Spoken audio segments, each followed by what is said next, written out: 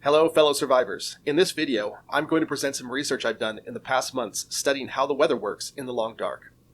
I feel like relatively little is known about this topic. People just say it's random. And that's true, but random number generation follows rules, and numbers are generated within bounds. Today I'll present a 250-day experiment I did in-game to help understand the weather and to give you the advantage against what is arguably the greatest adversary in the long dark, the weather. Here are a few questions that I feel are most pressing. Is there better weather in some regions, making for a better main base location? And if so, how is the weather better?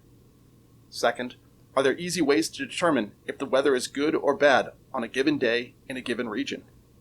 And then third, can we learn something about the weather that makes it easier to be outside, to travel, to do things like this? These are the questions we'll be hopefully answering today. So why is it so hard to say anything about the weather? The weather varies in a number of ways. It is well known that the world gets colder over time. On Interloper, the world reaches its coldest at day 50. The world varies in temperature in a day-night cycle. Weather varies seemingly randomly from day to day, and different regions are known to have different weather. Lastly, it is at least possible that certain actions taken by the player in-game may influence the weather, or if when random rolls will be made to cause the weather to change, although this is unsubstantiated. We have to design an experiment that will capture these types of variation and allow us to systematically measure the weather. Here's the experiment I came up with. I want to measure the weather on Interloper settings. Weather is not a significant impediment on lower difficulties because the world is warmer and better gear is abundant. I want to measure the weather when it is stabilized at the coldest late game state, post 50 days on Interloper. I want to measure the weather at fixed locations. In keeping with the first question, I will select potential primary base locations. And I will measure many data points, several fixed times of day over many days. I will carry out consistent actions to maintain health throughout the data collection. During the data collection, I will not travel, hunt, cook, or light any fires. Primarily, I will pass time in between data points.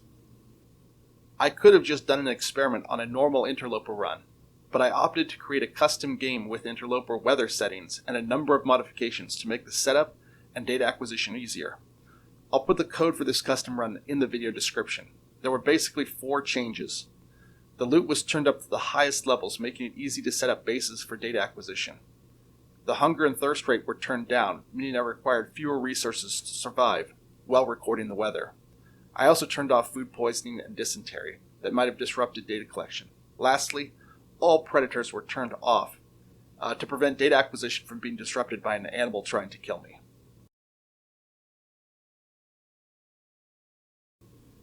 Here's the overview of the experiment. The first 50 days are not suited for data collection because the days are getting colder. During that time, I set up 5 base locations that I will use for the experiment, which are Mountaineer's Hut in Timberwolf Mountain, the Farmstead in Pleasant Valley, the Quonset Garage in Coastal Highway, the Lonely White Lighthouse in Desolation Point, and the camp office in Mystery Lake. On day 51, I returned to the first location and began collecting the data, spending 40 days in each location.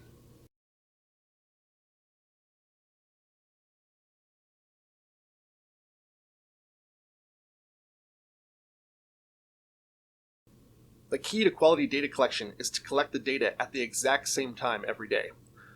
I can accomplish this by collecting the first data point at the start of every new day, 8 a.m. If one is outside at that time of day, you'll hear your character say something like, "A new day is dawning," or "I survived another night." And that's my cue to collect my first data point. I'm measuring temperature, wind chill, type of weather, and if necessary, I can do a mag lens test to confirm clear conditions. I can then go back inside, pass time for 2 hours, and return to the measurement location to take another measurement. I then rinse and repeat 4 more times to get data points at 8 a.m., 10 a.m., noon, 2 p.m., 4 p.m., and 6 p.m. On the right, you can see what these times of day will look like on your HUD. Here's a video of what 1 day of data collection looks like. While these days are short in actual time, since I am passing time most of the day, each day still takes something like 5 minutes, so 200 days of data acquisition still took about 16 or 17 hours, plus the setup time for this game. A large portion of that time was spent waiting for the 8 a.m. time point. As a side note, this time spent waiting for sunrise was quite relaxing. Over 40 days you experience clear mornings with yellows and pinks in the sky, light snowfall, ghostly fog, and also raging blizzards.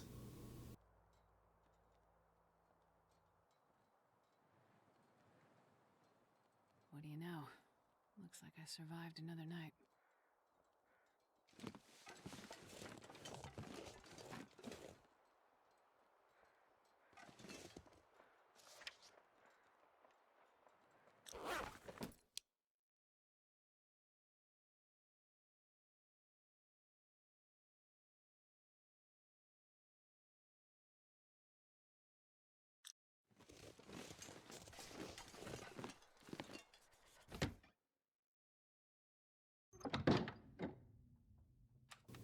You will hear this audio cue every morning unless there is a blizzard, in which case I would just watch the HUD and try to make my best approximation of the appropriate time. As you can see, once I get the cue, I move out away into the open, away from any wind shields, and look at the status screen for the temperature and wind chill values.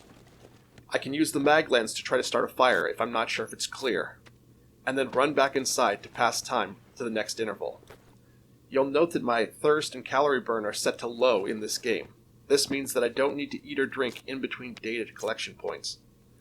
After the last collection, I can pass more time, eat, sleep, and then start it over the next day.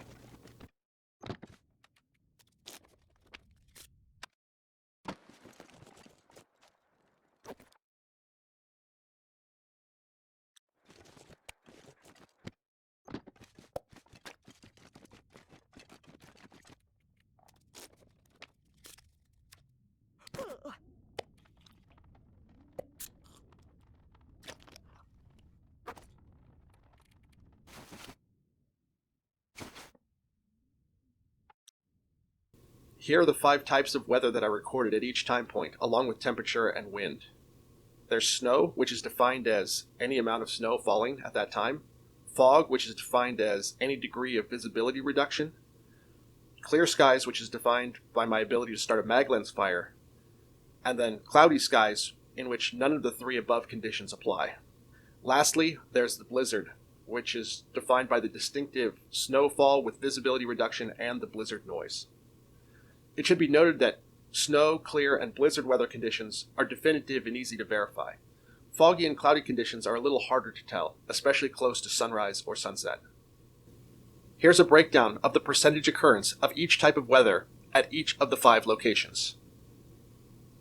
The first thing to note is the frequency of blizzards. Honestly, this really left me wondering. Blizzards were observed between 11 to 20% of the time points, depending on location. It's surprising to me that blizzards were not more frequent, relatively speaking, in Pleasant Valley, where I intuitively felt they would be more common. I imagine that these are triggered by some random roll. This percentage equates to there being a blizzard ongoing during 27 to 47 of the 240 time points during those 40 days at each location. As the blizzards tend to run in 4-hour blocks, these numbers represent in some cases a single blizzard event that is recorded over multiple data collection points. Also note that I wasn't recording blizzards that occurred during the night. Recording data during the blizzard is complicated. As you can see here, the measured temperature goes down over time, the longer you're out in a blizzard. And these numbers on the status screen should be the actual temperature, not the feels-like temperature that's impacted by wet or frozen clothes. And it should be noted that you can go back inside, warm up, wait a few hours, and then go back out into the same blizzard later and observe this same downward shift in temperature. The temperature drop creates a problem because the accuracy of later time points in the day is dependent on using past time feature to mark the 2-hour time intervals without waiting around. So I collect data during blizzards without waiting to reach this low. For this reason, I will not consider temperature and wind measurements during blizzards when I calculate averages for each location. Also, considering temperature during blizzards is largely irrelevant. It's always going to be very cold during a blizzard, and one doesn't want to be outside if you can help it, to avoid clothing damage. One other interesting item of note concerning the weather conditions. It was clear around 20 to 33% of the time. Coastal Highway, Mystery Lake, and Desolation Point were all very close at around 30% of the time, with Pleasant Valley and Timberwolf being clear 24 or 20% of the time, respectively. By this metric, the first 3 locations could be said to have better weather, and you'll likely spend fewer matches in these locations once you locate a mag lens. So taking the non-blizzard data points at each location, I calculated the average and standard deviation for temperature at each time point, creating the graph you see here. There are a number of key pieces of information that can be gathered from this graph. First, the temperature follows a consistent pattern in all locations. It is lowest on average at 8 a.m. and it reaches its warmest at 4 p.m. I suspect this is a general pattern that holds up globally in-game, even in the far territories. For 3 of the 5 locations, the temperature change around this warmest time point, 4 p.m., is almost perfectly symmetrical, suggesting that 4 p.m., or a time very close to it, is indeed the warmest time of the day and the best time to be outside. For reference, this is what 4 p.m. looks like on your time of day HUD indicator in-game. The non-symmetrical nature of the temperature changes in Pleasant Valley and Desolation Point at these late morning and early afternoon time points is a feature of the worse weather experienced in these locations. We'll get back to that in a moment. It's worth noting that all these locations essentially have the same average temperature at 8 a.m., and except for Timberwolf Mountain, they all have the same highest temperature, on average, at 4 p.m. Here I've graphed Coastal Highway, the warmest location during this experiment, and Timberwolf Mountain, with the standard deviation included. For the data wonks out there, I've done a basic two-tailed t-test indicating that Timberwolf Mountain is statistically colder at all time points except 8 a.m. The lower maximum average temperature and proportionally lower temperatures at all other times is what worse weather looks like at this location. The average difference increases throughout the day, from 2 degrees difference at 10 a.m. to over 4 degrees at 4 p.m. Interestingly, Pleasant Valley has a very different temperature profile. Pleasant Valley starts at the same low and reaches the same high temperatures as Coastal Highway, but is much slower to warm up in the late morning and early afternoon. This 3 to 6 degree difference in the early afternoon is definitely going to be felt. Although I didn't acquire an 8 p.m. or later time point, this may suggest that it might be better to be outside in the early evening or nighttime rather than in the early afternoon, given how cold it is. Note that the two regions are not statistically different in temperature at 6 p.m. Desolation Point is also slower to warm up than Mystery Lake or Coastal Highway, although not nearly as bad as Pleasant Valley. The few degrees difference are statistically significant, but may not be very noticeable in the player's experience. My conclusion is that by temperature, Mystery Lake and Coastal Highway are the warmest areas and can thus be said to have the best weather. Next, we'll consider the wind chill in each location. Looking at this plot of the average, you'll see a general trend, that there tends to be more wind in the morning and less in the afternoon.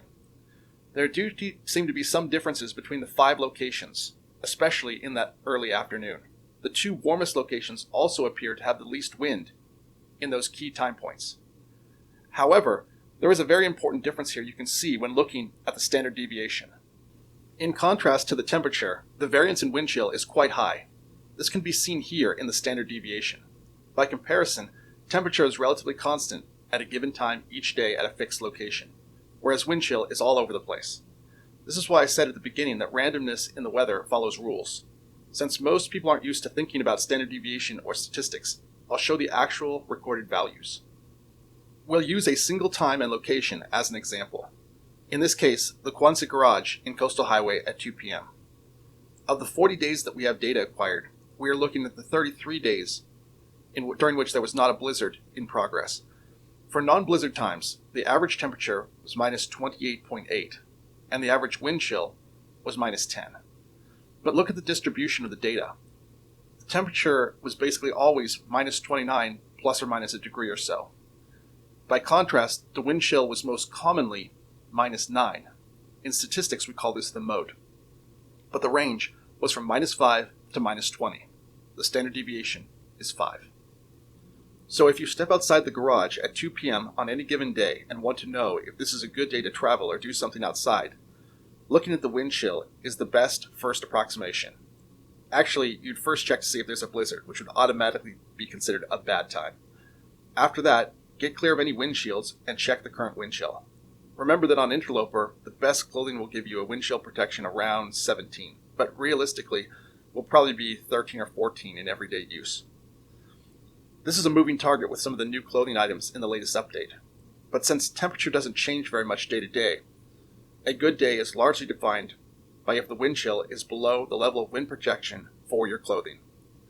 It's also worth noting that higher wind chill will impede movement, making it even worse to be outside at those times. Wind also impacts the ability to maintain fires, so it's worth considering the threshold at which fires can be maintained.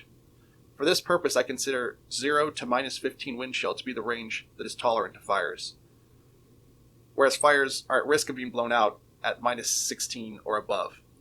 I am aware that wind gusts actually blow out fires, which is a value that players cannot see without a mod capable of reporting this value. But this 15 or 16 degree wind chill threshold is a good indication of safe times for fires. This table presents the percentage of dates or times at which the wind is within this 0 to 15 range. As noted before, wind chill is higher in the mornings, and that is reflected here. In general, it is better to start fires outside in the afternoon or evening. Interestingly, you will see the average of all data points from all times seems to be approaching 60%. That is to say that fires and torches can be started and maintained at 60% of the time across all these locations. I would be curious to know if this is some type of global setting, as the far territories are pretty windy.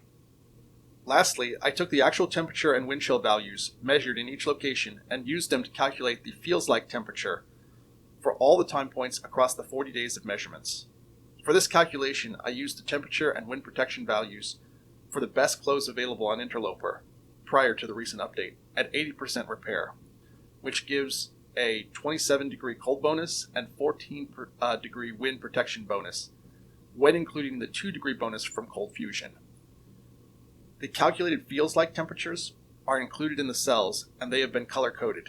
The darkest of blues indicate the number of chevrons you would see in your cold indicator on your in-game HUD, from 1 to 3.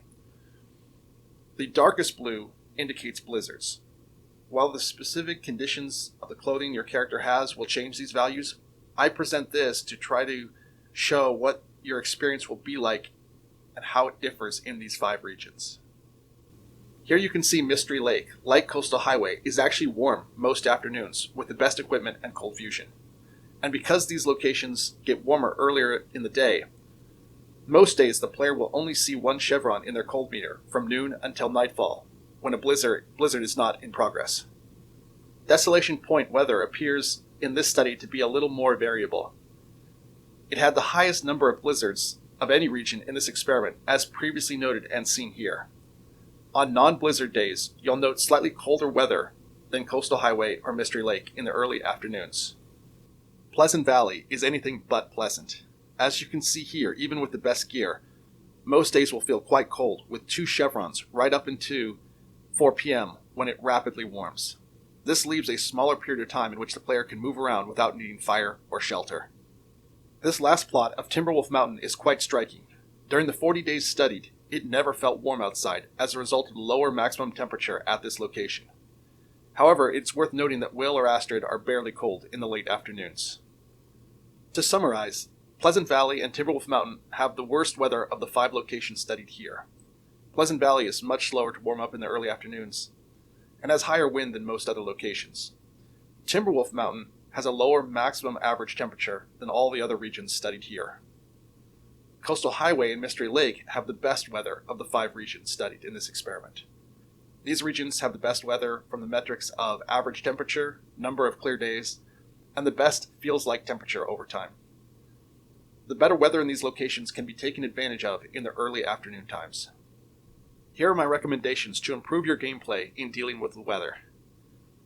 First, learn to tell the times of day from the HUD indicator and how the temperature changes throughout the day in your specific region.